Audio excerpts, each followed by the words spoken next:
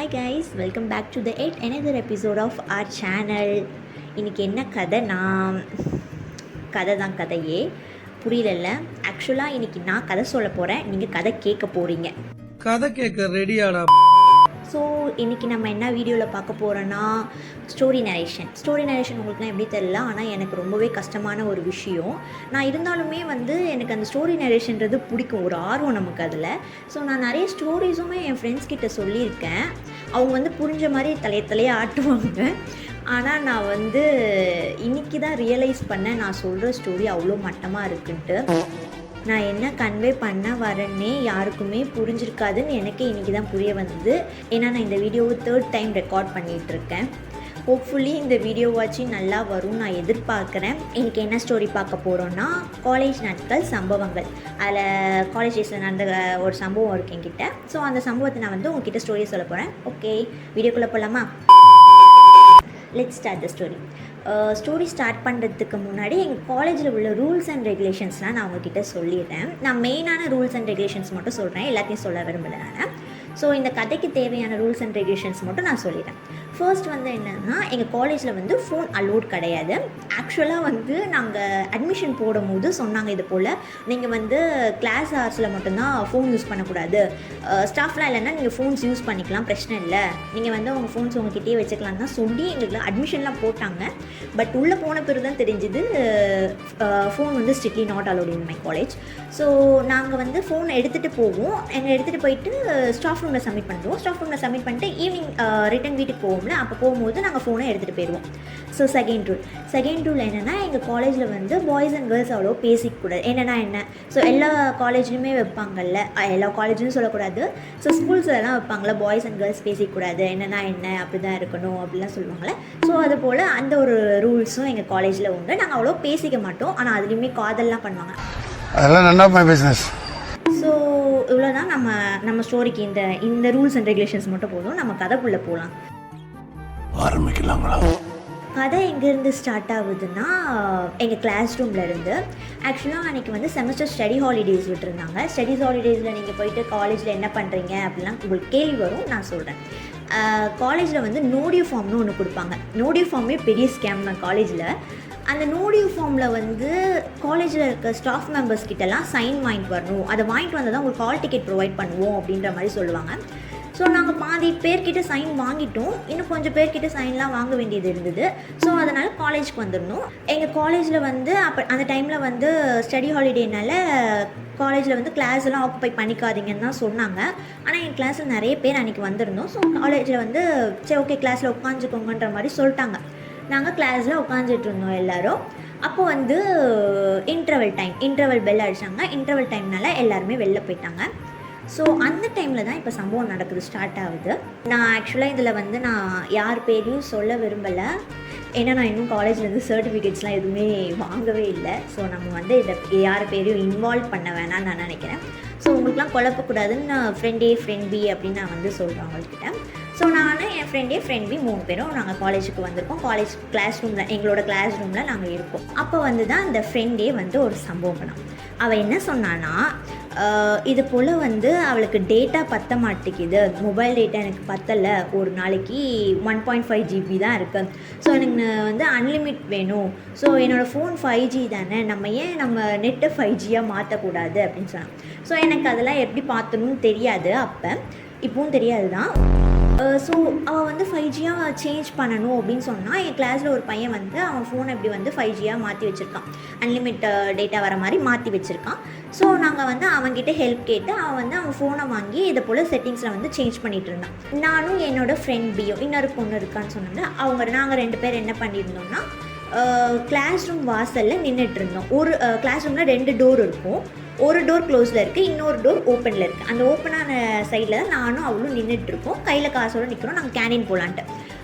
ஃப்ரெண்டே என்ன பண்ணிகிட்ருக்கான்னா, உள்ளே அவள் காசு எடுத்துகிட்ருக்கா. மீன்வால் அந்த பையன் ஃபோனில் செட்டிங்ஸ்லாம் சேஞ்ச் பண்ணிகிட்ருக்கான். நாங்கள் 2 பேரும் இப்படி வெளில நின்றுட்டு, வெளியில் என் கிளாஸ்மேட் ஒரு பையன் இருந்தான். அந்த பையனை சும்மா பேசி நாங்கள் 3 பேரும் கலாச்சிக்கிட்டு நின்றுட்டு இருந்தோம். ஆஃபீஸ் ரூம்லேருந்து ஒரு சார் வந்து எங்கள் கிளாஸ் ரூம் வழியாக போனார். அவர் எதுக்கு வந்தார் இன்னொரு எங்களுக்கு சீரியஸாக தெரியல. யாரையாவது பார்க்க வந்தாரா இல்லைனா வந்து ரவுண்ட்ஸ் வந்தாரா எங்களுக்கு சுத்தமாக எதுவுமே ஐடியா இல்லை. ஸோ அவர் வந்தார். அவர் வந்ததை நாங்கள் கேஷுவலாக விட்ருக்கலாம். அவருமே கேஷுவலாக தான் போனார், நாங்களுமே கேஷுவலாக விட்ருக்கலாம். பட் எங்களுக்கு என்ன பயம்னா உள்ளே ஃபோன் யூஸ் பண்ணிகிட்ருக்காங்க. ஃபோன் யூஸ் பண்ணிகிட்டு இருக்கும்போது சார் வந்துட்டார்னா திடீர்னு உள்ளே வந்துட்டார்னா ஃபோனை பிடுங்கிட்டு போயிடுவார்னு பயத்தில் நாங்கள் 2 பேரும் வந்து சார் வராருன்னு கத்திட்டே உள்ளே வந்தோம். உங்களுக்கே இங்கே என்ன நடந்திருக்குன்னு தெரிஞ்சிருக்கும். பார்த்துட்டார் அவர் எங்களை. நாங்கள் குடுகுடுன்னு ஓடி வந்ததை பார்த்துட்டு அவர் வேகமாக பின்னாடி வந்துட்டார். அவரும் கிளாஸ் ரூம் வந்துட்டார். நாங்கள் கிளாஸ் ரூம் வரதுக்குள்ளே ஃபோனை மறைச்சி வச்சிட்டோம். ஓகே, அதுக்கப்புறமா அவர் வந்துட்டு அவரே கொஞ்சம் கோவமாக தான் இருந்தார். என்ன பிரச்சனைன்னு தெரில அவருக்கு. அவரே கொஞ்சம் கோவமாக தான் இருந்தார். எங்ககிட்ட ரூடாக தான் பேசினார். என்ன பண்ணிகிட்டு இருக்கீங்க இங்கே, ஒழுங்காக சொல்லிடுங்க அப்படின்ற மாதிரி சொன்னார். நாங்கள் வந்து அங்கே நடந்ததை சொன்னோம், உண்மையாக சொன்னோம். ஆக்சுவலாக வந்து நாங்கள் காசு தான் சார் எடுத்துகிட்ருக்கோம், ஒன்றுமே பண்ணலை, கேண்டீன் போகிறதுக்கு காசு எடுத்துகிட்ருக்கோம் அப்படின்ற மாதிரி சொன்னோம். ஆக்சுவலாக நாங்கள் உண்மையாக நடந்தது தான், நாங்கள் உண்மையாக தான் சொன்னோம். ஃபோனை மறைச்சதை தவிர மற்ற எல்லாம் உண்மை தான். காசு தான் எடுத்துகிட்டு இருந்தோம், நிஜமாவே காசு தான் எடுத்துகிட்டு இருந்தோம். ஓகே, அப்படி சொன்னோடனே அவர் வந்து இதெல்லாம் வேலைக்கு ஆகாது, ஐடி கார்டை கொடுன்ட்டு எங்கள் 5 பேர்லேருந்து வைக்கிறேன். 5 பேர்னு யாரெல்லாம் யோசிக்கிறீங்கள, நான், என் ஃப்ரெண்ட் பி, அந்த 5G மாற்றிட்டு இருந்த அந்த பையன், அதுக்கப்புறம் வெளில நின்று பேசிகிட்டு இருந்தாம்ல ஒரு பையன் கூட. அவன் என்ன பண்ணானே தெரியல, பாவம் அந்த பையன் என்ன பாவம் பண்ணானே தெரியல. என் கூட நின்று பேசின பாவத்துக்கு அவன் ஐடி கார்டும் வாங்கிட்டு நோடியூலாம் வாங்கிட்டார் 5 பேர்கிட்டையும். ஐ வாஸ் லைக், என்னையா நடக்குது இங்கே, நீ தான் நடக்கிற. அப்புறம் அவர் வந்து ஆஃபீஸ் ரூம் வா அப்படின்னு போயிட்டார்.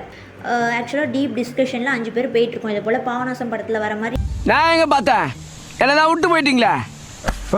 5 பேரும் ஒன்றா தான் சொல்கிறோம், ஒரே மாதிரி என்ன கேள்வி கேட்டாலும் ஒரே மாதிரி பதில் சொல்கிறோம், ஆனால் ஃபோனை வச்சுருந்ததை மட்டும் மறைச்சிடுவோம் அப்படின்ற மாதிரி டீப் டிஸ்கஷன்லாம் போட்டு போயாச்சு. போய் உட்காந்தோம். ஸ்டாஃப் ரூமில் வந்து வெயிட் பண்ண வச்சு லிட்ரலி பாவநாசம் படத்தில் வர மாதிரி எங்களை கூப்பிட்டு வச்சு ஒவ்வொருத்தராக கொஸ்டின் கேட்குறாரு. எதுக்கு இதெல்லாம்? எனக்கு ஒரே ஒரு டவுட்டு சார், அன்றைக்கி நீங்கள் அந்த க்ராஸ் பண்ண டைமில் அந்த கிளாஸ் ரூம்குள்ளே இதுதான் நடந்திருக்கும் நீங்களாம் ஒன்று அசியூம் பண்ணிவிட்டு எங்களை வந்து கிரிமினலாக நீங்கள் வந்து ட்ரீட் பண்ணது அன்றைக்கி ரொம்பவே தப்பு. ஆக்சுவலாக ஒரு என்கொயரியாச்சும் பண்ணியிருக்கலாம். நீங்கள் என்கொயரியே ஏதோ பாவநாசம் படத்தில் பண்ண மாதிரி பண்ணீங்க, இது ரொம்ப தப்பு. நீங்களாம் ஒன்று இமேஜின் பண்ணிட்டு நாங்கள் இதுதான் பண்ணியிருப்போம், தப்பு தான் பண்ணியிருப்போம்னு நீங்கள் வந்து நினைக்கிறது ரொம்பவே தப்பு. சும்மா தான் சொன்னேன், நான் இன்னும் சர்டிஃபிகேட்லாம் வாங்கலை. ஸோ ஜோக்ஸ் அப்பார்ட், ஆனால் அவர் அன்றைக்கி பண்ண தப்பு தான் கைஸ். இப்படிலாம் வந்து அவராக ஒன்று அசியூம் பண்ணிவிட்டு எங்கள் மேலே இப்படி ப்ளேம் தூக்கி போடுறதெல்லாம் ரொம்பவே தப்பு தான். ஸோ பரவாயில்ல, விட்டு கொடுத்து போகலாம். ஓகே, கதைக்குள்ளே போவோம். நம்ம எங்கே விட்டோம்?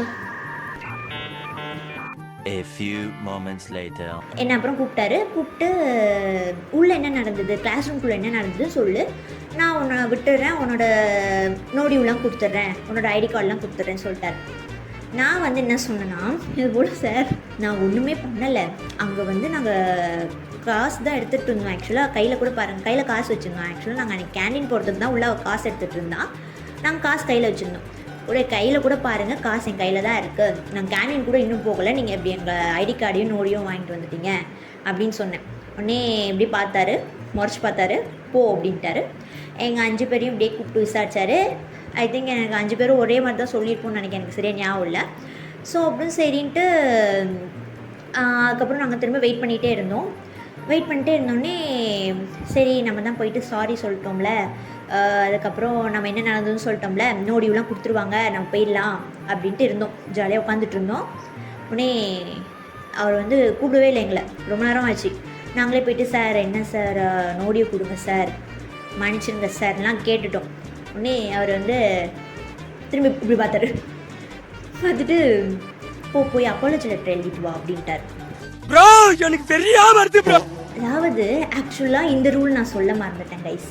எங்கள் காலேஜில் எதுக்கு எடுத்தாலும் அப்பாலஜி லெட்டர் எழுத விட்ருவாங்க கைஸ். எனக்கு வந்து அந்த காலேஜ் போயிட்டு நீ என்ன கற்றுக்கிட்டேன்னு கேட்டால் நான் வந்து பெருமையாக சொல்லிப்பேன். ஆக்சுவலாக நான் வந்து அப்பாலஜி லெட்டர்ஸ் எழுத பழகிட்டேன், நான் லெட்டர் எழுத பழகிட்டேன் கைஸ். ஸோ அன்றைக்கும் அதே தான் நடந்தது. நாங்கள் அப்பாலஜி லெட்டர் எழுத சொன்னாங்க, நாங்களும் சரின்னு வந்துட்டு அப்பாலஜி லெட்டரில் என்ன எழுதலான்னு ரொம்ப நேரமாக யோசிச்சுட்டே இருந்தோம். எங்களுக்கு தலை வலிக்க ஆரம்பிச்சிருச்சு, மதியம் டைம் வேறு ஆகிடுச்சு, பசி எடுக்க ஆரம்பிச்சிருச்சு. ஆக்சுவலாக உட்காந்து அப்பாலஜி லெட்டர் எழுதி கொண்டு போய் கொடுத்து ஃபஸ்ட்டு நம்ம நோடியூ தான் வாங்கிட்டு வந்திருக்கணும். நாங்கள் வந்து அப்படி பண்ணலை. சாப்பிட்டு முடித்தோடனே எங்களுக்கு வந்து கொஞ்சம் பயம் வந்துடுச்சு, டைம் ஆயிடுச்சு. ஏன்னா 2 டேஸில் வந்து எங்களுக்கு செமஸ்டர் எக்ஸாம்ஸ் ஸ்டார்ட் ஆக போகுது. ஸோ 2 டேஸ் தான் இருக்குது, நம்ம லெட்டர் எழுதணும். லெட்டர் எழுதினா தான் நமக்கு நோடியூ கிடைக்கும். நோடியூ கிடச்சா தான் நம்ம இன்னும் ரிமைனிங் சைன்லாம் வாங்க முடியும் அப்படின்ட்டு உட்காந்து சரி உட்காருங்க லெட்டர் எழுதுவோன்ட்டு லெட்டர் எழுத ஆரம்பிச்சாச்சு. லெட்டரை பார்த்தா தமிழில் எழுதுகிறாங்க கைஸ். எனக்கு இங்கிலீஷே சரியாக எழுத தெரியாது, இதில் அவங்க தமிழில் எழுதுகிறாங்க உட்காந்து. எனக்கு தமிழில் எழுத தெரியாது. தமிழை வந்து டக்குன்னு வாசி அப்படின்னாலே நான் வந்து எழுத்து குத்திகிட்ருப்பேன் வாசிக்கிறதுக்கு. தமிழ் எழுத சொல்லிட்டாங்க, எனக்கு எழுத தெரில. பிட் அடித்து எழுதிட்டேன் எப்படியோ. அப்பாலஜி லெட்டரும் பிட் எழுதி என் பேர் மட்டும் மாற்றி போட்டு எழுதியாச்சு. எழுதி கொண்டு போய் கொடுத்தோன்னே சரி நோடியூ கொடுத்துருவாருன்ட்டு 5 பேரும் போகிறோம். வேகமாக போயிட்டு சார் இந்தாங்க சார் அப்பாலஜி லெட்டர், நோடியூ கொடுங்க அப்படின்ற மாதிரி கேட்குறோம். திரும்ப இப்படியே பார்த்துட்டு போங்க அப்படின்ட்டார். உனக்கு அறிவு இருக்கா? 2 ஆச்சு, 2 ஆயிடுச்சு, அப்புறம் 3 ஆச்சு. நோடியூ வரவே இல்லை எங்களுக்கு. 4 மணிக்கு எங்களுக்கு காலேஜ் ஓவர் ஆனோடனே சரி அதுக்கப்புறம் வாங்க முடியாதுன்ட்டு நாங்களும் யோசிச்சுக்கிட்டே உட்காந்துட்டு இருந்தோம். அதுக்கப்புறம் தான் இப்போ என்ட்ரி, அதாவது ஹீரோ என்ட்ரி.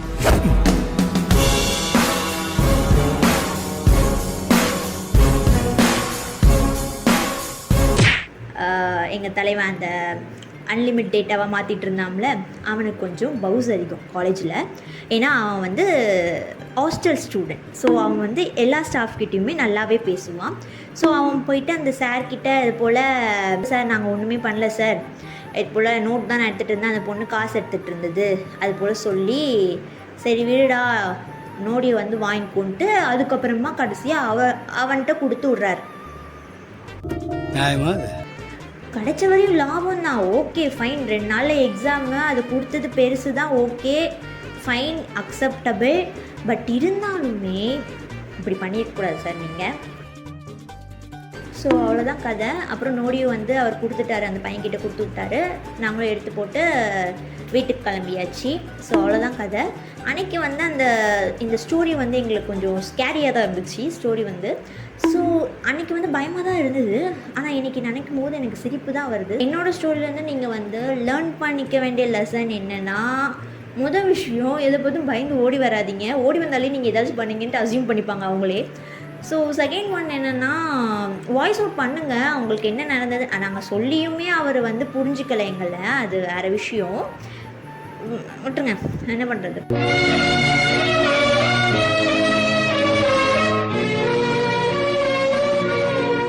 ஸோ உங்களுக்கு ஸ்டோரி புரிஞ்சதுன்னா டம்ஸ் அப் போடுங்க கைஸ். ஸோ நான் வந்து பார்த்து ஆறுதல் அடைஞ்சிப்பேன் என்னோடய ஸ்டோரி உங்களுக்கு கன்வே ஆயிடுச்சுன்னு. என்னோடய ஃப்ரெண்ட்ஸ் தான் இருப்பீங்க மோஸ்ட்லி. ஸோ டம்ஸ் அப் போட்டு போங்க. அவ்வளோதான், வீடியோ முடிஞ்சது.